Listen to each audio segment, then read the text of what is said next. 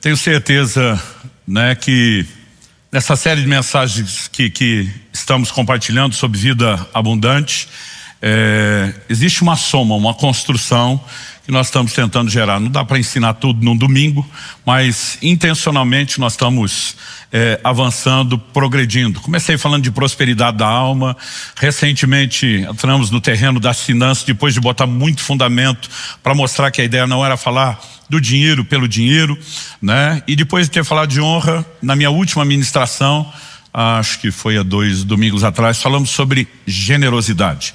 Eu quero expandir um pouquinho o assunto, né, do que falamos aqui sobre o dar, sobre o doar, explorando um pouco mais uma lei, né, espiritual, que é a lei de dar e receber, e como isso nos leva a um lugar específico, né, de resultados, que eu quero ter como tema da minha mensagem hoje, necessidades supridas. Eu quero pedir que você, por gentileza, abra sua Bíblia na carta de Paulo aos Filipenses, no capítulo 14 e no verso 19.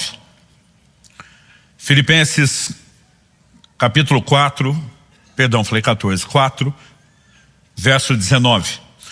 O texto diz assim: e o meu Deus, segundo a sua riqueza em glória, há de suprir em Cristo Jesus tudo aquilo de que vocês precisam.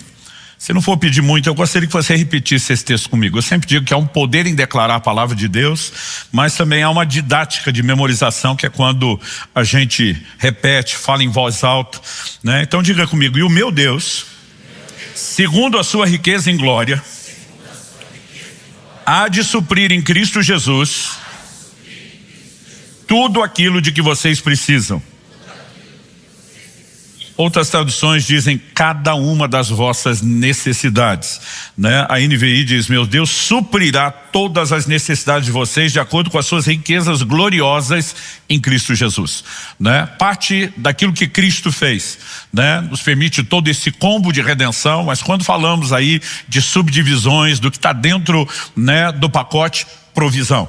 E a Bíblia não diz que ele vai suprir de acordo com o padrão da economia, com a condição financeira do mundo, mas é segundo as suas riquezas em glória. Deus é um Deus de provisão. Ele é chamado nas escrituras de Jeová Jireh. Nós temos declarações recorrentes nas escrituras que apontam nessa direção. Uma delas, Salmo 23, o Senhor é o meu pastor, nada me faltará. Eu gosto da declaração, né, do Salmo 34, os leõezinhos sofrem, passam necessidade, mas aos filhos dos homens, né, bem nenhum lhes faltará. E nós temos uma série de declarações sobre provisão, né, sobre necessidades sendo supridas. E esse texto, para mim, é o mais direto, objetivo, categórico. Deus há de suprir em Cristo Jesus cada uma das nossas necessidades. No entanto, esse texto, apesar de ser, né, uma declaração que muitos já abraçam e dizem: não, isso é uma promessa, evidentemente sinaliza a vontade, o plano e o propósito de Deus para nós, está em linha com as escrituras. Mas o que eu quero te apresentar hoje, que esse não é aquele tipo de coisa que, ainda que seja a vontade de Deus, que vai acontecer natural e espontaneamente. Eu vejo crentes falando: mas eu não estou com todas as minhas necessidades supridas. Então vamos pensar a partir de uma lógica. A Bíblia diz que Deus deseja que todos os homens se salvem, cheguem ao pleno conhecimento da verdade. Apesar de ser a vontade dele para cada um, isso não vai acontecer de forma espontânea, automática. Paulo, escrevendo aos Romanos, diz: como crerão naquele de quem não ouviram falar? Como ouvirão se não há, né, quem pregue? Como pregarão se não forem enviados? É uma série de efeitos em cadeia que, para que a pessoa possa crer, ela tem que ouvir. Para escutar, tem que ter gente pregando. Para ter gente pregando, esses, por sua vez, precisam ser enviados. E a pessoa que ouve, ela precisa da devida interação, de arrependimento, de fé. E nós precisamos parar de esperar que Deus faça tudo sozinho, né, de forma automática e espontânea, unilateral. Entender que muitas dessas coisas que Deus sinalizou querer fazer na minha e na sua vida, nós precisamos corresponder. O próprio livro de Hebreus diz, né, que nós temos que nos tornar, Hebreus 6:12, imitadores daqueles que pela fé e perseverança herdam as promessas. As promessas não se herdam, né, simplesmente, Deus falou, vai acontecer só por isso. Há necessidade de uma interação, de um posicionamento de fé. Dito isso, eu quero compartilhar com vocês hoje algo que eu entendi sobre a nossa participação, interação ou cooperação com Deus para que a gente acesse aquilo que Ele está disponibilizando, né? A provisão para as nossas necessidades. E para isso, a gente precisa entender que por trás do texto que nós lemos há um contexto, há uma construção, há uma ideia sendo trabalhada, preparada, desenvolvida, comunicada. E às vezes a gente pega só a declaração final de Paulo, sem considerar tudo aquilo, né, que ele estava trabalhando. Então eu quero que a gente possa avaliar junto aqui os versículos anteriores, do verso 10 de Filipenses 4 até o verso 18. E aí nós vamos entender bem o contexto. O apóstolo Paulo diz assim: fiquei muito alegre no Senhor, porque agora, uma vez mais, renasceu o cuidado que vocês têm por mim. Na verdade, vocês já tinham esse cuidado antes, só que lhes faltava oportunidade. Paulo, nessa conversa com esses irmãos da Macedônia, os filipenses, ele está dizendo, olha, renasceu. Outra tradução diz, vocês renovaram o cuidado. Paulo diz, vocês já tinham, faltou oportunidade, vocês estão fazendo de novo. O que exatamente significa essa palavra cuidado? Vamos lá. Verso seguinte, ou seguintes, vou ler do 11 ao 13. Digo isso não porque esteja necessitado, porque aprendi a viver contente em toda e qualquer situação. Então Paulo diz, o cuidado de vocês que eu estou abordando não tem a ver com minha necessidade, né, momentânea. Ou seja, Paulo já relacionou que esse cuidado era especificamente com necessidades de Paulo, dos macedônios para com ele. Ele diz, digo isso não porque esteja necessitado, porque aprendi a viver contente em toda e qualquer situação. Sei o que é passar necessidade e sei também o que é ter em abundância. Aprendi o segredo de toda e qualquer circunstância, tanto de estar alimentado como de ter fome, tanto ter abundância como passar necessidade, e tudo posso naquele que me fortalece. Mas ele diz, apesar de eu aprender a viver contente, mesmo quando falta recurso, ele vai dizer no 14, no entanto, vocês fizeram bem associando-se comigo nas aflições. Pergunta, entre ter abundância e passar necessidade, qual dos dois você chama de aflição? Abundância ou a necessidade? A necessidade. Paulo diz, vocês se associaram nas minhas aflições. Evidente que ele está falando de um momento de necessidades dele. Ele vai explicar isso melhor no 15. E como vocês, filipenses, sabem muito bem, no início da pregação do evangelho, quando parti da Macedônia, nenhuma igreja se associou comigo nessa questão de dar e receber, exceto vocês somente. Então aqui é evidente qual era o cuidado, qual era, né, a relação desse cuidado com as necessidades. Ele diz, vocês não foram só a primeira igreja. Durante muito tempo vocês foram a única igreja que se associou comigo no tocante a dar e receber. Isso, inclusive, é o que nós vamos explorar melhor, essa expressão dar e receber. Ele continua e diz no 16, porque até quando eu estava em Tessalônica, por mais de uma vez, vocês mandaram bastante para as minhas necessidades. O apóstolo Paulo, por exemplo, escreve aos Coríntios e diz que ele serviu a igreja de Corinto, despojando outras igrejas, recebendo delas salário, para que pudesse servi-lo sem gerar nenhum tipo de despesa, né? Evidentemente, quando ele fala de outras igrejas, o único relato que você vai encontrar de gente dando suporte a Paulo, suporte financeiro, nas suas necessidades, eram cooperadores do seu ministério. Os únicos que são mencionados em toda a escritura são os filipenses. Aos Tessalonicenses ele não menciona necessariamente, né, isso em detalhes, mas está dizendo, quando eu estava na Tessalônica, vocês também fizeram isso mais do que uma vez. No 17 ele explora, não que eu esteja pedindo ajuda. Em outra tradução, nós lemos, não que eu esteja interessado no vosso donativo. Ele diz, mas no fruto que cresça para a conta de vocês. Paulo diz, quando eu trabalho essas questões do dar que vocês têm praticado, meu maior interesse não é ser beneficiado pelo fato de que vocês têm me suprido necessidades. É o que é que isso vai liberar sobre a vida de vocês. Nós falamos um pouco sobre isso no outro domingo, quando eu preguei sobre expressão de generosidade, mas eu quero aprofundar o conceito hoje. 18. Recebi tudo, tenho até de sobra. Paulo está dizendo, vocês mandaram mais do que precisavam. Estou suprido. E essa expressão suprido aqui é muito importante. Desde que Epafrodito me entregou o que vocês me mandaram, que é uma oferta de aroma agradável, um sacrifício que Deus aceita e lhe agrada. Paulo está dizendo, vocês me supriram. Depois disso, verso 19, que é o que lemos. Aí tem um contexto. E o meu Deus há de suprir em Cristo Jesus cada uma das vossas necessidades. Eu, desde garoto, eu sempre ficava impressionado ouvindo as histórias de missionários no campo, vivendo dependência de Deus, né? Sendo tocados por milagres de provisão financeira. Quando era bem pequeno, nossa família passou um momento de dificuldade, meu pai ficou um tempo desempregado, apostando num projeto que não virou. Era assim, realmente necessidade. E a gente viu muito socorro divino.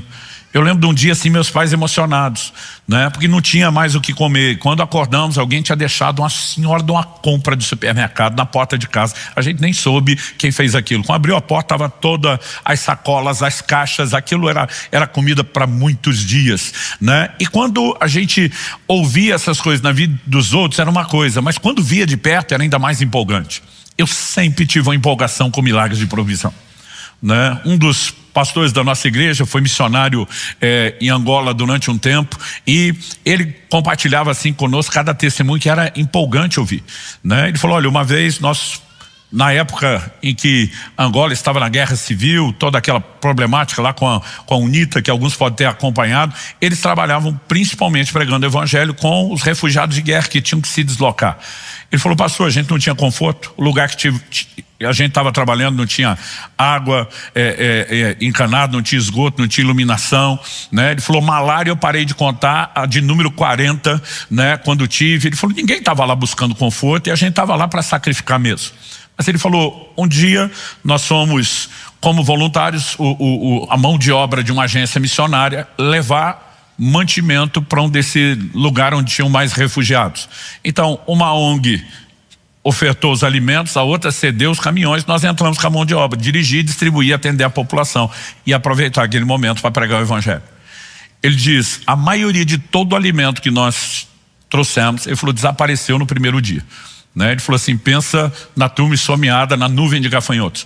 O que durou na semana que nós estávamos lá foi praticamente a farinha de milho, para fazer o que lá eles chamavam do fubá, né? O nosso fubá, algo parecido. Ele falou, pastor, depois de uma semana só comendo fubá, sem carne, sem molho, sem acompanhamento, o intestino da gente já estava ressecando, estava complicado. Então depois de uma semana, um dia a gente estava orando, os missionários estávamos em 3, dentro de uma cabana de sapé, nós demos as mãos, e um começou a dizer, Senhor, nós queremos te agradecer pelo fubá. Tá difícil comer só fubá, mas é melhor do que nada. Aí um falou assim, se empolgou na oração, falou, mas tem misericórdia de Deus, Senhor, manda carne. A hora que o primeiro falou, parece que é o que todo mundo queria dizer. Aí eles começaram a orar e clamar, manda carne, Senhor, carne, carne, nós precisamos comer carne. E ele falou, cara, pensa na oração que virou avivamento, clamando carne. Ele falou, enquanto nós orávamos, aquela cabana era um telhado de sapé, aquilo é tão bem entrelaçado que o pouco de chuva quando cai não passa. Ele falou, não me peça para explicar como, né? Mas desceu do céu que ele apelidou de uma rola kamikaze. Falou, aqui a gente tem a rolinha lá um pouquinho maior, eles chamavam de rola. Ele falou, até hoje não sabe explicar como ela atravessou o telhado de sapé, né? E caiu abobalhada no meio da roda ali. Um já passou a mão numa panela, deu na cabeça da bichinha, mas acho que eles olharam, mediram o tamanho, se viram em 3. Aí eu não sei se foi quem começou a oração, se foi outro. Senhor, nós estamos em 3, manda mais. Eles continuaram orando até que veio a segunda e a terceira rola. Eu, muito tempo depois, preparei, falei, e aí, vocês dividiram com mais alguém? Falei, pastor, nós estávamos em 3 orando, Deus mandou 3, nós pensamos isso é só para quem ora. Mas sabe, deixa eu dizer uma coisa, por resto tem aquela bandeira do cartão de crédito, essas coisas não têm preço. Você vê o cuidado de Deus. Eu sempre fui empolgado com essas coisas.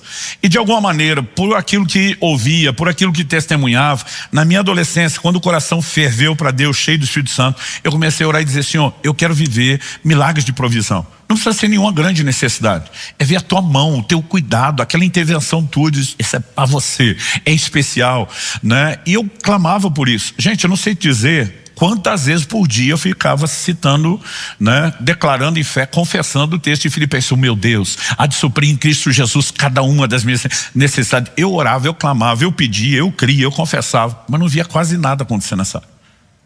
Até o dia que Deus começou a me fazer entender um contexto que nós temos aqui. Paulo fala de uma lei espiritual, que é a lei de dar e receber, e é por onde nós vamos começar a construção. A lei não é a lei de receber e dar. A ordem é dar e receber.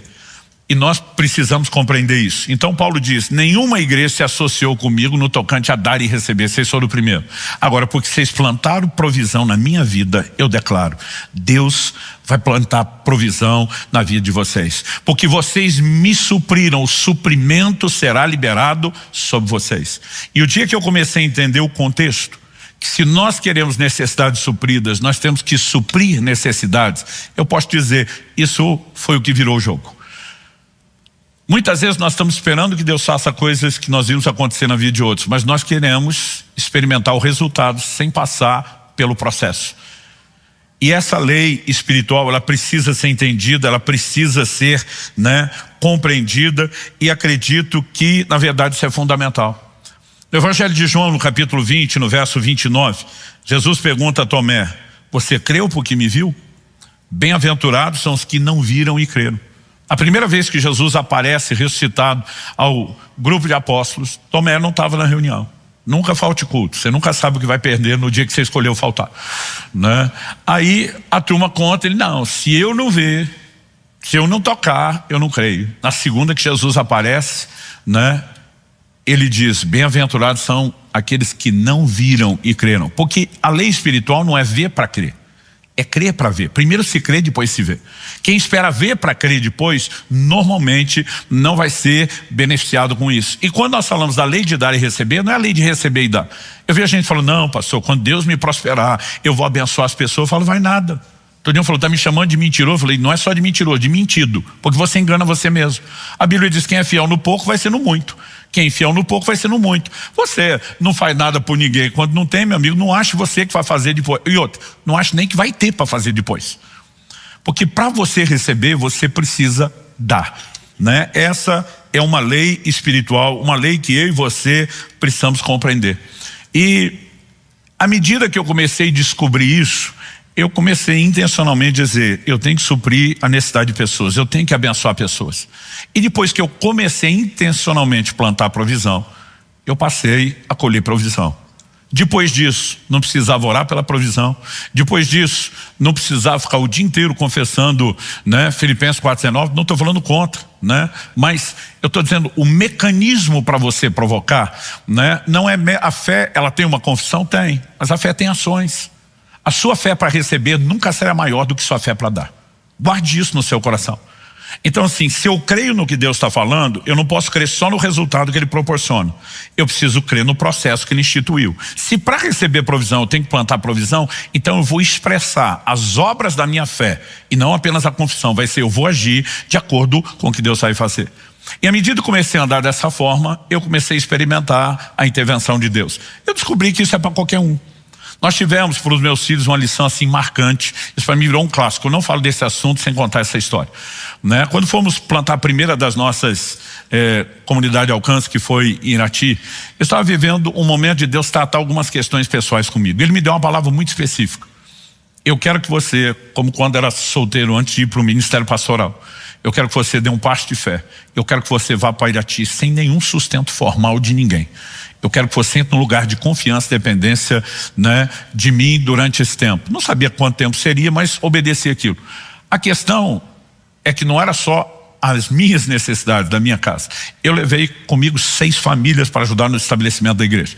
Eu tinha que ajudar a manter todas as outras famílias e nós chegamos com um grupo nessa igreja que não gerava recursos e a gente ainda tinha que bancar as despesas que a igreja teria.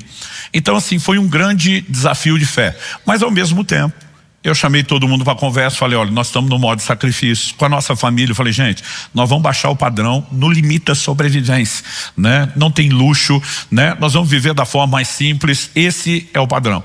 Dessa maneira, durante o tempo que estava lá, meus filhos raramente vinham algum tipo de brinquedo que não fosse daquelas lojas de R$1,99. Quem lembra da época do R$1,99?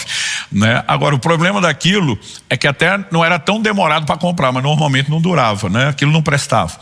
Aí eu, querendo ensinar meus filhos sobre o uso do dinheiro, falei, olha, nós vamos começar a guardar dinheiro para comprar brinquedo bom. Então assim, a coisa está apertada, mas poxa, naquela época se pagava muito mais em dinheiro do que no cartão, transferência eletrônica. Então eu falei, nós vamos começar a guardar troco. Toda moeda, de pouquinho em pouquinho, nós vamos juntar esse negócio, E arrumei um cofre grande lá e falei, quando encher isso aqui nós vamos comprar brinquedo bom. E o ano foi passando, as moedas foram se acumulando, aquele negócio começou a encher, eu mostrava para eles, passou da metade, pelo barulho aqui, ó, pelo peso, né? E eles foram ficando empolgados. Antes de encher, eu já comecei com meus filhos, o que é que vocês vão querer comprar com isso? Aí nós começamos a passar em loja de brinquedo para ver. Era a moda da época para os meninos. Meu filho falou, pai, eu quero gastar tudo em Hot Wheels. Carrinho da Hot Wheels, eu quero essa pista. Ele escolheu exatamente a que queria, essa, não quero nenhuma das outras, né? Aí para Alice eu perguntava, e você, filha? Ela dizia, eu quero as bonequinhas da Polly. Eu brinco que eram as bonequinhas flexível, né? Pequena e mole, para quem lembra disso. Ela também escolheu a coleção que tinha e a gente foi junto. Gente, o dia que chegou assim, não cabia mais moeda. Eu falei, chegou o dia, vamos para a loja? Vamos. E eles empolgados. Eu devia ter contado primeiro, porque aquele tanto de moeda, eu achava que era muito dinheiro. Só que assim, a maioria das moedas não era de 1. Tinha de 1 centavo, tinha de 5, tinha de 10, tinha de 25. Quando eu somei aquele cofre inteiro, eu levei um choque, tinha R$80 só. O problema é que a pista da Hot Wheels do Israel era 160, o dobro. A coleção da Alice era praticamente de bonequinho o mesmo preço. Quer dizer, eu tinha 1/4 do valor e não tinha de onde tirar. Tinha adotado, não tinha nem crédito para apelar, não tinha cartão de crédito, não tinha cheque especial. Quando a coisa está no modo que a gente está a sobreviver, você nem brinca com o crédito, você gasta só o que entra. E eu fiquei desesperado. Por quê? Quando eu cheguei na loja, a gente olhava o que queria, mas nunca perguntou o preço. E descobri, eu tive que olhar para meus filhos e dizer, não vai dar. Mas pai, nós juntamos quase o ano inteiro. Pois é. Aí eu falar para eles, tem que juntar mais 3 anos. Tipo, 4 vezes o período. Eu fui para oração, falei, Deus, me perdoe. Eu provoquei isso neles, eu criei expectativa. Eu fui estúpido, eu devia ter planejado esse negócio. Meu erro. Mas agora o senhor precisa me ajudar. Eu não quero decepcioná-los, eu não quero que isso dure muito tempo. E eu quero viver uma intervenção sua. E eu comecei a orar. Senhor, manda recurso, manda recurso. Eu lembro que um dia eu estava em algum lugar, uma pessoa pegou e me deu R$50, falou, pastor, isso aqui não é para repartir com aquela turma que anda com você. Isso aqui precisa fazer alguma coisa para a sua família, o senhor está orando. Só estava orando por aquilo. Eu tinha um compartimento secreto na minha carteira na época, que era uma coisa assim, esse dinheiro não é para gastar. Peguei, guardei lá, nem falei para eles que entrou 50, mas está dizendo, já tem quase um dos dois. E continuava orando. Mas não acontecia mais nada, não vinha mais nada. Eu perguntava, Deus, cadê o recurso? Precisamos daquela provisão. Um dia, estava viajando de carro, uma pessoa comigo, louvou a adoração rolando solto, a gente orando à vontade no carro, o Espírito Santo falou comigo, pega os R$50 que está na sua carteira, oferta para ele. Eu falei, o senhor não me deu nem o que eu preciso, agora eu vou desinteirar. O senhor disse, oferta para ele. Aí eu pensei, poxa, estou sendo egoísta, estou querendo defender um brinquedo do meu filho que é luxo, porque eles têm outras coisas. Naquele momento Hot Wheels e Polly era luxo, né? A gente antigamente chamava de supérfluo. Eu falei, às vezes o cara não tem o que comer, precisa pagar uma conta. A hora que eu pensei, o Espírito Santo falou, e fala para ele que não é nem para comer, nem para pagar a conta. Que é para ele usar esses R$50 para comprar brinquedo para o filho dele. Aí doeu, irmão. Falei, não. Se o senhor tirar dos meus filhos um supérfluo para ele comer, eu entendo. Mas para dar para o filho dele, o Espírito Santo dizia, só obedeça. Falei, a tua palavra diz, o senhor ama quem dá com alegria. Eu não vou conseguir com alegria. Vou fazer pela fé de que em algum momento vou me alegrar. O senhor deve saber o que está fazendo. Porque eu não pensei em nada na hora. Mas eu simplesmente fiz. Como eu não tinha dito para meus filhos que o dinheiro entrou, também não falei que saiu. Falei, vamos esperar ver o que Deus faz. Só que um tempo depois nós fomos almoçar na casa daquela família. E quando estávamos à mesa, eu com os meus filhos, né, e minha esposa, os filhos daquela pessoa vêm me agradecer. Pastor Luciano, a gente quer te agradecer pelo dinheiro que você deu para o papai passar para a gente comprar brinquedo na frente dos meus filhos, que não sabiam de nada. O menino ainda diz, comprei minha parte, esses carrinhos da Hot Wheels. Eu penso, não fala na Hot Wheels. A menina vem, eu com a minha parte comprei esse carrinho aqui da Polly. E eu penso, não falo da Polly. Quando teve um momento que a outra família saiu da sala de jantar, ficou só nós. Meus filhos já me olharam com a cara de... Eu falei, calma, muita calma essa hora. O senhor não tem nem o dinheiro e está dando dinheiro para os outros. Eu falei, o dinheiro de vocês está guardado, eu não mexi. Eu ganhei uma outra oferta que eu estava orando para ter mais por vocês. E Deus me mandou ofertar esse dinheiro. Ah, então Deus que tirou do nosso dinheiro. Eu falei, não adianta eu ficar de bom na história e Deus ficar ruim. Na hora, eu comecei no improviso, eu não sabia para onde ir. Eu falei, para gente, vocês têm que entender que Deus é sabido, Ele não faz nada errado. Ele é muito esperto, Ele faz tudo certo. A hora que eu falei isso, alguma coisa abriu. Mas me foi um claro entendimento na hora do que Deus estava me levando a fazer. Eu falei, Israel, quando você fez aquela experiência da escola e plantou o feijão no algodão, o que nasceu? Vagem? Eu falei, não, filho, aqui dentro da vagem tem feijão. A gente nunca chegou a abrir. Eu falei, quem planta feijão, colhe feijão. Se planta milho, colhe milho. A hora que eu falei isso, o rostinho deles iluminou. Eles já estavam entendendo para onde eu ia. Eu falei, o que eles usaram com o dinheiro que Deus mandou a gente ofertar? O que eles compraram? Os 2 Poli Hot Wheels. Falei, quem planta Poli Hot Wheels, colhe o quê? Aí o rosto deles se alegrou. Poli Hot Wheels. Falei, é isso. Deus viu que a gente não ia chegar sozinho e pra gente ter a nossa necessidade suprida, Ele primeiro mandou suprir. Agora é só esperar a colheita os 2. Glória a Deus. Saíram, falei para Deus, agora te viro. Gente, alguns dias depois eu estava pregando em outra cidade e tinha levado a família comigo. Durante o sábado nós tínhamos todo um evento com a liderança, então eles ficaram na casa, nós estávamos hospedados, não foram, era bem puxado, cansativo. Mas no intervalo de 2 ministrações que nós tivemos à tarde, um irmão me aborda e fala, pastor, o senhor pode me emprestar a chave do carro um pouco? Eu falei, eu nem te conheço, o que você quer com o meu carro? Aí o pastor só deu um sinal, cara, é de confiança, dá. Eu falei, eu não sei o que ele vai fazer com o carro. Aí ele falou, não, só quero guardar uma coisa. Eu trouxe algo para o senhor, mas não queria entregar aqui na frente de todo mundo, já vou pôr no porta-mala, né? Ele falou, pelo nome da cidade, imagina seu carro é aquele tal que está estacionado ali perto do portão. Eu falei, esse mesmo. O pastor falou, dá a chave para ele. Aí eu dei, quando ele trouxe de volta, falei, tá tudo lá, brinquei, não sabia o que ele tinha feito. Quando cheguei na casa, entre o fim do evento da tarde e a noite que a gente voltaria, eu lembro que eu abri o porta-mala e vi numa sacola grande 2 embrulhos de presente desses de loja de criança. O nome, a ilustração, eu olhei, sabia que era. Peguei aquilo, entrei na casa, chamei a Kelly e as crianças estavam na sala com a família que estava nos recebendo. Falei, reunião de família, todo mundo pro quarto. Aí quando eles entraram no quarto, falei, não sei o que é, já tinha aprendido a lição para não ficar prometendo. Falei, mas me parece ser brinquedo de criança. Então vamos descobrir junto, porque se for, isso deve ser de vocês, não do papai e da mamãe. Eu lembro quando entreguei os pacotes para eles abrirem, o Israel falou, claro que é nosso, pai, tá? Tem os nossos nomes, então ali, esse é seu, esse é meu. Quando Israel abriu, era exatamente a pista Hot Wheels que ele tinha escolhido. Quando a Lissa abriu, era exatamente a coleção da Poli, que ela queria, não era outra coisa, né? E os 2 fizeram a maior festa. Viu, pai? Do jeito que você falou, plantamos Hot Wheels e Poli, colhemos Hot Wheels e Poli. Gente, eles nunca mais esqueceriam algo como esse. Eu sempre dizia para eles, quer colher provisão, tem que plantar provisão. Provérbios 11:25, quem dá a beber, mata a sede de outro, será descedentado. A lei de dar e receber é isso, é uma lei espiritual, né? A segunda coisa que eu quero falar, explorando o funcionamento da lei, é especificamente sustentando essa ideia, né? Ou desenvolvendo ela um pouco melhor dessa expansão. Gênesis capítulo 8, verso 22 diz, enquanto durar a terra, não deixará de haver semeadura e colheita, frio e calor, verão e inverno, dia e noite. Enquanto a terra durar, está durando até hoje, não deixará de haver semeadura e colheita. Ah, pastor, mas isso está falando do natural, do literal. Livro de Gálatas diz no capítulo 6, no verso 7 e 8, não se enganem, de Deus não se zomba, porque aquilo que a pessoa semear, isso também colherá. Outras traduções dizem, tudo o que o homem semear, isso também ceifará. Tudo. Mas ele também diz no verso 8, quem semeia para a sua própria carne, da carne colherá corrupção. Mas quem semeia para o Espírito, do Espírito colherá a vida eterna. Ok, pastor, então não é semeadura e ceifa natural, mas é só para coisa espiritual. Não, qual é o contexto? Eu li o verso 7 e 8. No 6, o apóstolo Paulo tinha acabado de escrever o seguinte, aquele que está sendo instruído na palavra, compartilhe as coisas, todas as coisas boas com aquele que o instrui.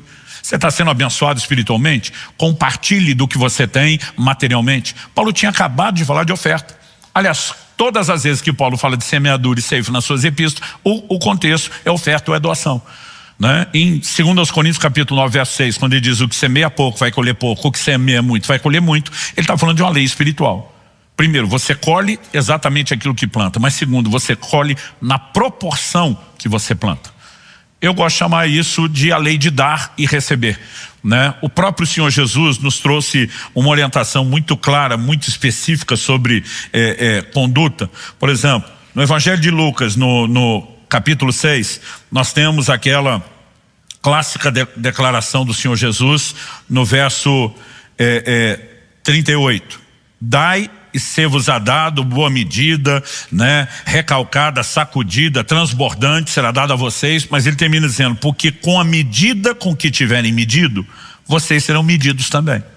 Mas no verso anterior, o 37, ele tinha dito, não julguem e vocês não serão julgados. Não condenem e vocês não serão condenados. Perdoem e serão perdoados. Ou seja, eu não quero ser julgado ou condenado, não devo julgar nem condenar, porque tudo que vai volta. Eu quero ser perdoado, eu devo perdoar. Na verdade, o Senhor Jesus fala sobre isso também, lá no Evangelho de Mateus, no capítulo 7, no verso 1. Não julguem para que vocês não sejam julgados. Com o critério com que vocês julgarem, vocês serão julgados. Com a medida com que tiverem medido, vocês também serão medidos. Aqui ele está dizendo, não faça aquilo de ruim que você não quer que volte. Mas quando chega o verso 12, Jesus não fala apenas de você evitar fazer algo negativo para não colher o que é negativo. No 12 ele fala do positivo, Mateus 7,12. Portanto, tudo o que vocês querem que os outros façam a vocês, façam também vocês a eles, porque essa é a lei e os profetas. Outro dia uma pessoa reclamou comigo, falou, cara, o que me dói assim, eu fico olhando para trás nos últimos anos, eu nunca ganhei um presente de ninguém. Olhei para ele e falei, com certeza não dá presente. Ele que tem a ver uma coisa com a outra. Eu falei, é impossível você plantar e não colher. Seja no plano espiritual ou mesmo na reação das pessoas. Qual foi o último? Ninguém me dá, também não dou. Eu falei, eu te diria o contrário. Você não dá, por isso ninguém te dá. Não tem como você fazer nenhuma coisa, gente. Eu chamo isso de efeito bumerangue. Tudo que vai, volta. E eu tomei a decisão. Eu preciso suprir necessidade. Eu preciso fazer para os outros aquilo que eu espero que façam por mim. Porque se tudo que vai, volta, eu não quero que volte coisa ruim. Ao longo dos anos, eu viajei muito, né, de carro. Com o tempo, pelas distâncias, pela dinâmica, as viagens para os lugares mais longe de avião, elas foram tomando a maior parte do tempo da minha agenda. Mas eu parei de contar a quilometragem dos primeiros anos de viagem, né, do Ministério dos Carros que eu tinha na estrada, quando passou de 1 milhão de quilômetros, para você ter ideia. Né? Então assim, eu rodei muito. Sempre que eu via algum carro parado, precisando de ajuda, eu parava. As pessoas diziam, cuidado. Muitas vezes é a maneira que eles usam para roubar os outros. Então, eu lembro de momentos, por exemplo, à noite, eu estar com a Kelly e as crianças no carro. Eu passava alguém precisando de ajuda, ia à frente num posto, deixá-los lá num lugar seguro, voltar sozinho para oferecer ajuda. Mas eu dizia, gente, ao mesmo tempo que pode ser algo perigoso, pode ser uma família que não tem ninguém para socorrer, para atender. E se sou eu que paro, eu não quero ficar sem ajuda. A vida inteira eu fiz isso. Deixa eu te dizer, nunca houve uma vez que o meu carro parasse na estrada. E pensa nos carros que já pararam. Né? Mesmo de ministério, você vai com aqueles carros que é só a ida sem a garantia da volta. Né? Então isso me acontecia muito, mas eu nunca fiquei sem socorro. Lembro de uma ocasião, eu já morava aqui em Curitiba, fui pregar no Mato Grosso do Sul, eu estava atravessando o norte do Paraná, deu uma pane elétrica no carro. O carro encostou. O lugar que nós encostamos não tinha sinal de celular. Tinha um rapaz comigo, eu tinha pregado isso no domingo. Ele olhou para mim e falou, agora quero ver. Porque eu tinha dito exatamente isso. Não tem uma vez que eu fico parado. Eu falei, eu não peço ajuda. A ajuda se joga para cima de mim. Ele olhou para mim e falou, agora eu quero ver. Eu falei, pois vai ver, Tomé. Não pela sua fé, pela minha. Ele falou, pastor, não dá área no celular. Eu falei, nem no meu. Ele falou, a gente podia descer. Eu falei, você não vai usar o celular. Nós não vamos pedir ajuda. Ele falou, pastor, se o senhor falou um negócio domingo da empolgação, nós não precisamos pagar a conta agora do seu orgulho. Eu falei, não, você vai assistir isso. Daqui a pouco ele falou para mim, estou vendo pelo retrovisor, a gente estava no meio de uma subida, que uma caminhonete parou lá embaixo, na baixada, encostou. Provavelmente esse cara parou para falar no celular, porque ele está na região e sabe que a hora que subir aqui, perde o sinal. A gente podia tentar lá. Eu falei, eu estou falando sério, nós não vamos pedir ajuda. Eu estava falando isso, aquela mesma caminhonete foi saindo, só que em vez de sair do acostamento e voltar, ela foi subindo no acostamento e parou atrás da gente. A hora que o cara parou e desceu, eu desci também. Ele, algum problema no carro? Eu falei, sim. Esse cara me olhou e falou, pane elétrico, viu que não tinha nem sinalização do pisca-alerta. Eu falei, foi. Ele falou, se você quiser, eu posso te ajudar, porque você está perto da cidade tal aqui. Eu falei, se você der uma carona seria ótimo. Ele falou, posso fazer melhor. Posso rebocar o seu carro, que eu tenho tudo que eu preciso aqui na caminhonete. Eu falei, melhor ainda do que deixar o carro para trás. Quando nós estávamos entrando na cidade, ele falou, eu vou passar pela concessionária da marca do seu carro, vou passar na frente de uma autoelétrica grande, não vou parar nenhuma das duas, vou te avisar antes para você não ficar preocupado. Eu vou para uma oficina um pouquinho mais para dentro, menor. mas é um cara que, além de um trabalho muito bom, é um crente, ele é honesto, ele não cobra mais do que precisa. O senhor que está de passagem é algo que vai ficar tranquilo. Fiquei feliz até com a notícia de um crente com esse bom testemunho, né? E não existe uma vez que eu tenha precisado pedir ajuda, e ela sempre chega depressa. Tudo o que vai, volta. Eu não estou falando só de algo que você faz financeiramente pelas pessoas, é uma lei. Mas se eu e você queremos colher provisão, nós precisamos aprender a plantar provisão. Quem está entendendo, diga amém. Então, dito isso, eu quero só compartilhar um outro texto com você. Pelo menos dois. Provérbios 11, 24, 25, eu mencionei isso quando falei de generosidade, diz: uns dão com generosidade e tem cada vez mais. Outros retêm mais do que é justo e acabam na pobreza. Tem gente sem necessidade suprida, porque pobreza é isso. Porque não estão usando a lei de dar. Elas não vão acionar a lei de receber. O que está sendo generoso vai ter mais, porque multiplica, dá e ser-vos-á dado. Mas a Bíblia diz: quem retém mais do que é justo vai acabar sem ter provisão. Por quê? Ele não planta provisão. E o verso 25 claramente sustenta a lei da semeadura e ceifa. A pessoa generosa prosperará, quem dá a beber, quem mata a sede de outros, terá sua sede saciada. Traduzindo, tudo que vai, volta. O Senhor Jesus faz uma declaração no Evangelho de Lucas, no capítulo 4, versos 25 e 26, que é uma interpretação de algo que está registrado lá no Antigo Testamento. Jesus diz assim, Lucas 4, 25 e 26. Na verdade lhes digo que havia muitas viúvas em Israel no tempo de Elias, quando o céu se fechou por 3 anos e 6 meses, reinando grande fome em toda a terra. E Elias não foi enviado a nenhuma delas, a não ser a uma viúva de Sarepta de Sidom.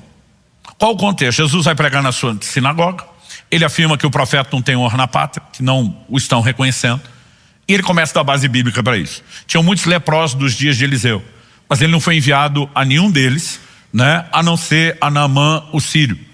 Tecnicamente, Elias não foi enviado no sentido de se deslocar, mas de ser usado por Deus para que o outro recebesse cura. E Jesus fala, tinham muitas viúvas em Israel nos dias de Elias, mas a única que Deus decidiu operar um milagre não era de Israel, era de fora, porque ele está falando de uma credibilidade para com o profeta que os de Israel não teriam. Mas embora Jesus esteja falando sobre o profeta ter honra na pátria, na conversa ele deixa algo claro: Elias foi enviado à mulher para ajudá-la. Quando você lê 1 Reis 17, parece o contrário. Elias está sendo sobrenaturalmente suprido por Deus. Os povos trazem alimento de manhã, né, e de tarde, tanto carboidrato como proteína, pão e carne, a Bíblia diz. Está bebendo da água do rio, mas à medida que não vem chuva, o ribeiro de Querite está secando. Quando o ribeiro de Querite seca, o Senhor dá uma palavra para Elias, está lá em 1 Reis 17. Levanta-te, vai a Sarepta de Sidom, porque eu já ordenei a uma mulher viúva que te sustente. Elias está precisando de suprimento. O Senhor diz, já cuidei disso, quem vai te suprir é uma viúva. Isso já poderia soar um paradoxo, porque normalmente a viúva sem, né, a força de trabalho do homem, mesmo os homens, geravam uma quantidade enorme de filhos para ajudar a produzir sustento. Elas não tinham como cuidar dos filhos, não existia creche para deixar as crianças, eu vou trabalhar, né, e conseguir produzir sustento. Quase sempre, salvo raríssimas exceções, falou de viúva, estava falando de alguém com necessidades. Mas eu fico me colocando no lugar de Elias, penso, talvez essa seja uma viúva rica, herdou uma fortuna milenária, vai cuidar de mim. Quando ele chega lá e encontra a viúva não está sabendo de nada do que Deus falou. Não só não está sabendo, como ela não tem recurso. Elias pede um pouco de água, que na época valia peso de ouro na terra. A mulher diz, vou trazer. Ele diz, aproveita e traz um pouco de comida. Ela diz, aí não vai rolar. Aí diz, esses últimos cavacos que eu peguei aqui é para fazer a última refeição, a saideira minha do meu filho. É a última coisa, nós vamos comer isso aqui, depois nós vamos morrer, não tem nada. Elias olha para ela e diz, vai e faz o que você falou, a refeição, o rango, mas traz primeiro para mim, depois você faz para você e para o seu filho.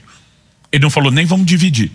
Gente, você consegue imaginar essa situação sendo observada e noticiada friamente como seria nos dias de hoje? Explorador de viúvas.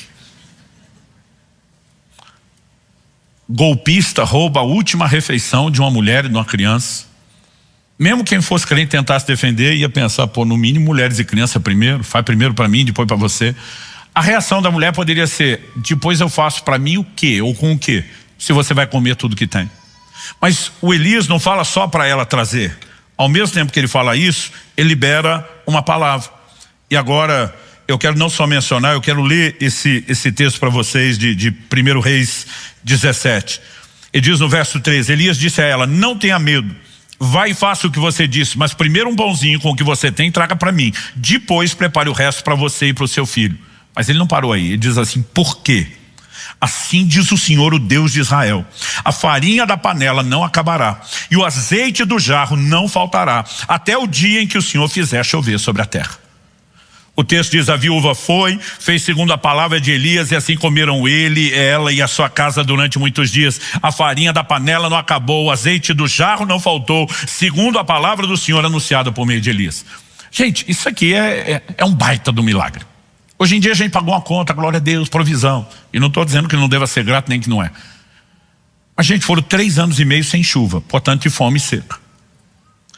Os estudiosos calculam, pela vazão que o Ribeiro de Querite, né, costumava ter por todo o desenho que é formado ao longo dos anos, de que levaria mais ou menos em torno de 6 meses sem chuva para ele secar. Ele ainda duraria, mas 6 meses é o máximo.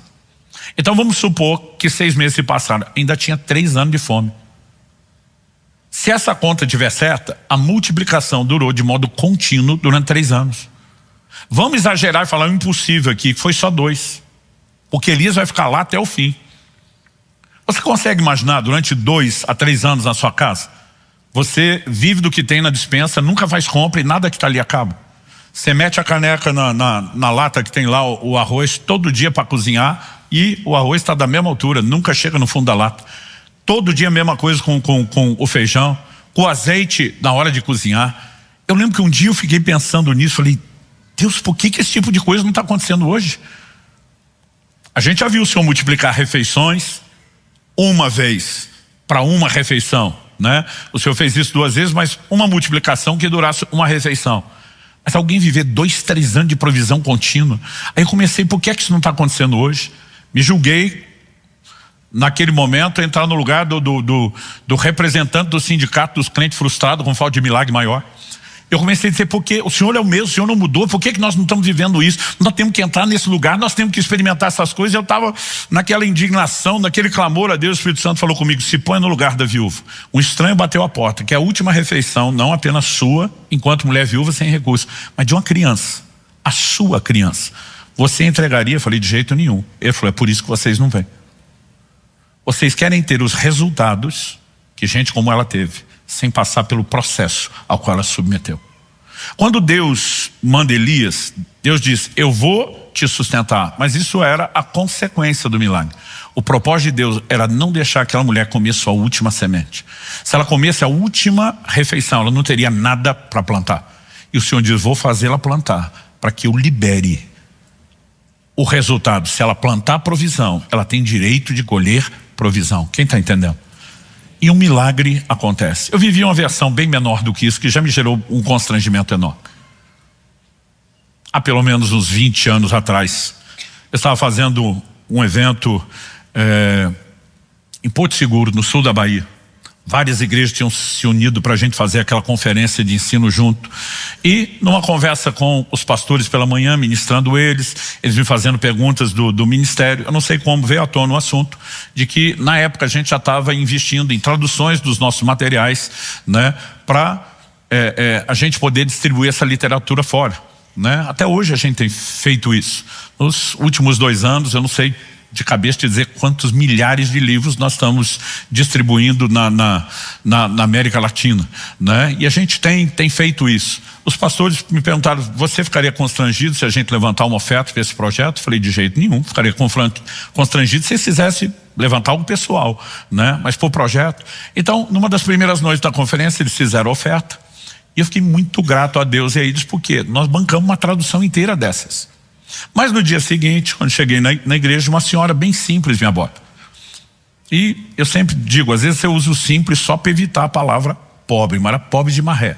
Daqueles assim que o chinelo todo remendado com arame, quando você vê que está difícil trocar o chinelinho de dedo, a coisa está difícil, né? A forma como vestia, eu percebi que a mulher estava num momento de dificuldade.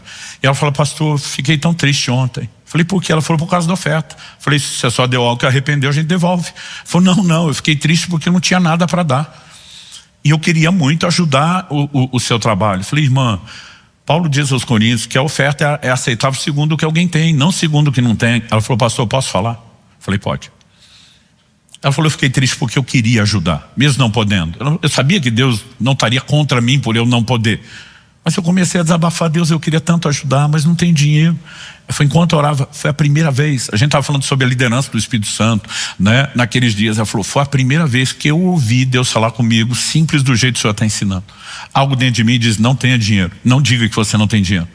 E aqueles R$10 que a sua filha te deu há um tempo atrás, e você escondeu lá naquela porcelana, naquele lugar no armário, para não gastar com outra coisa, e esqueceu, está lá até hoje.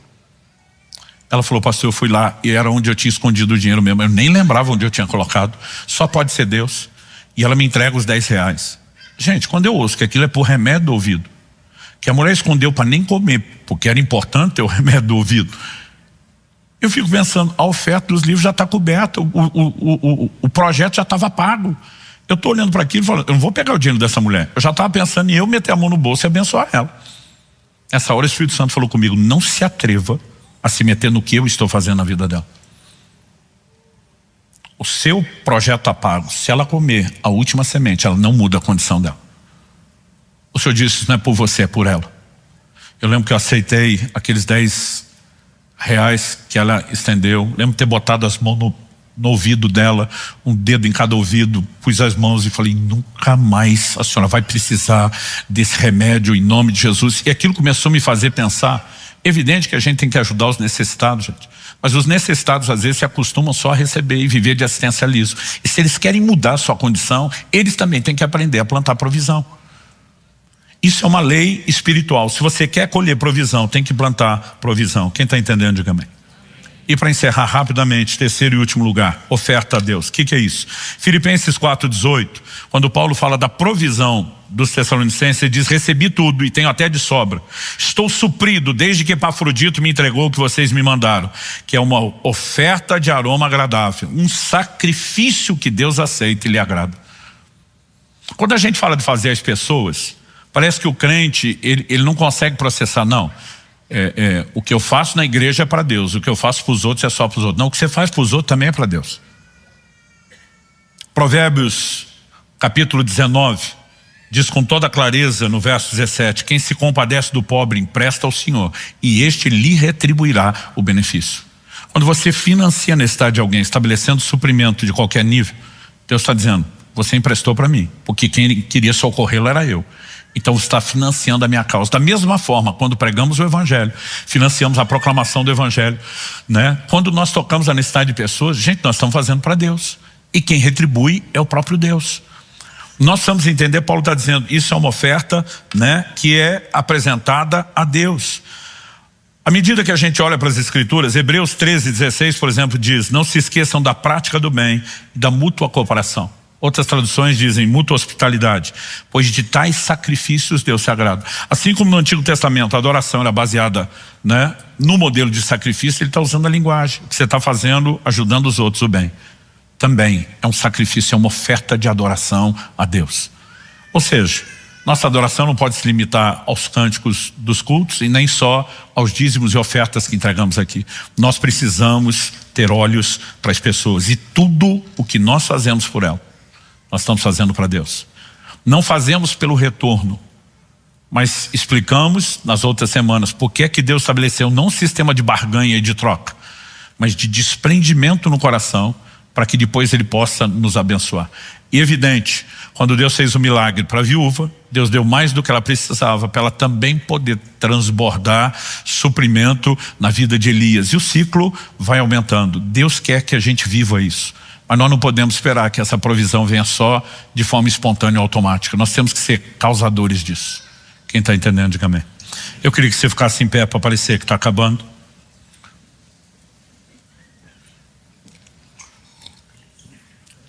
Eu falei que quem tem, às vezes, escassez de recursos, fica dizendo, quando eu tiver eu faço. E normalmente a gente diz, quem não treinou fazer antes, não vai fazer depois. Na prática, eu percebo que as pessoas que mais têm, proporcionalmente, são as que menos fazem. Talvez porque não carregaram a dor de não ter, ou porque venceram tudo isso e diz, me virei sozinho, os outros é que se vire. Mas Paulo escreve a Timóteo, ele diz em 1 Timóteo 6, de 17 a 19, exorte os ricos desse mundo, a que não sejam orgulhosos, nem depositem a sua esperança na instabilidade da riqueza, mas em Deus, que tudo nos proporciona ricamente para o nosso prazer. Que eles façam o bem. Se você puder, repita comigo, que eles façam o bem.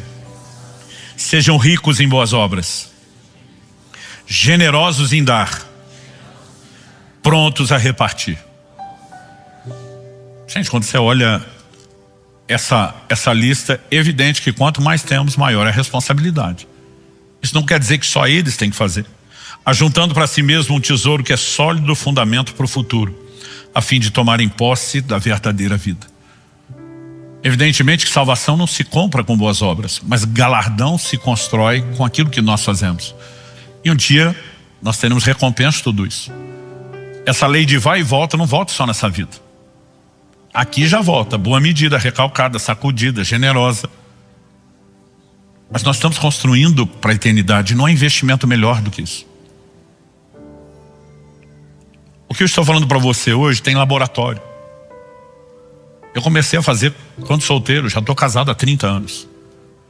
Ninguém vai conversar, minha mulher, meus filhos, que essas coisas não funcionam. Quando eu tinha 7 anos de idade, lista 4, eu comecei a fazer uma previdência de R$80 por mês. Porque eu tinha no meu coração uma direção de Deus. Quando os dois fizerem 18 anos de idade, mande eles estudarem fora. Eu ficava pensando, tem dia nem para ir para os Estados Unidos, quer dizer ficar, estudar. Falei, tem que começar antes. E aquilo era um sacrifício. Às vezes quando conseguia mais do que 80, eu ia tentando reservar. Mas ao longo do caminho, enquanto eu orava por essa provisão, e meus filhos viveram tudo isso, eu não teria condição de ter dado isso a eles. Deus me dava direção para investir nos filhos dos outros. Eu banquei estudos caros de missionários. Tem gente aqui que é da época, lembra? Eu uni um grupo para nós bancar um estudo de alto padrão internacional para os filhos de um missionário amigo nosso lá na África. Ele disse, não, pastor, esse dinheiro eu faço outra coisa aqui. Eu disse, eu não vou te dar para você fazer outra coisa. Ou você aceita matricular o seu filho, ou ele não vai para outra coisa. Porque o que Deus falou justamente é que você não tenha que sacrificá-los. Você pode sacrificar o que quiser da sua vida, mas não precisa fazer isso com eles. Aí alguém falou, pastor, o senhor mal junta dinheiro para o seu, vai fazer pelos outros? Eu falei, não, estou juntando para os meus, porque é impossível fazer para o outro e não voltar. 4 anos antes do meu filho ir estudar fora, eu recebi a notícia. Ele tinha ganhado uma bolsa de estudo integral no lugar que ele ia estudar. 4 anos antes. A pessoa falou assim, se realmente vier, tá ofertado, se quiser, nós já deixamos isso documentado. Tudo o que a gente faz volta. E nós precisamos ser um povo atento. Na última vez que eu preguei aqui sobre generosidade, eu falei, olha, tome a decisão de fazer alguma coisa por alguém. Hoje eu vou te pedir, seja hoje, seja essa semana, fique atento de pessoas que possam aparecer no seu radar com necessidades. Eu estou falando principalmente de gente próxima. Porque mesmo quando a gente não pode fazer tudo, às vezes pelo menos nós podemos mandar uma mensagem de que essa pessoa não está sozinha, de que Deus está ouvindo, né? Nós precisamos ser intencionais. Eu creio que Deus quer nos levar a um ciclo de provisão sobrenatural. Ah, pastor, eu creio que o homem tem que trabalhar. Eu também, a Bíblia diz, quem não trabalha não coma. Mas ao mesmo tempo a Bíblia diz, inútil você será levantar cedo, repousar à tarde, comer o pão de dores, porque aos seus amados Deus dá enquanto dorme. Deus está dizendo, você tem que gerar o seu pão, mas Ele está dizendo, se você fizer do meu jeito, não vai ser só o seu esforço, eu posso te dar algo mais. Eu posso te levar a um lugar onde você não entraria. Porque à medida que acionamos esse outro nível e prosperando, nós vamos poder fazer ainda muito mais pelo reino de Deus, pela propagação do Evangelho, mas também pelas pessoas à nossa volta. Eu não me canso de falar dessas coisas. E a minha oração é que Deus nos guie a um novo tipo de conduta. Pai, eu oro com cada um dos meus irmãos e irmãs nesse lugar, com aqueles que nos acompanham pela internet, seja a transmissão ao vivo ou posteriormente essa palavra gravada. Nós oramos que cada um consiga não apenas entender a Tua palavra, pela ação do Teu Espírito que gera entendimento espiritual, como também sejam guiados àquele lugar de aplicação prática que só o Senhor pode produzir. Nós oramos, ó Deus, que de fato a Tua palavra libere a fé necessária para a correspondência. Nós oramos que o Senhor proporcione experiências novas e maiores com a prática da Tua palavra. o Senhor, o Deus que por meio de Malaquias diz, provai-me nisto. Eu oro a Deus que o Senhor permite aos meus irmãos e irmãs terem a sua fé ainda mais consolidada por meio do resultado de escolherem andar nos seus princípios. Nós oramos e clamamos isso em nome de Jesus e para a glória de Deus. Se você crê e concorda, diga amém.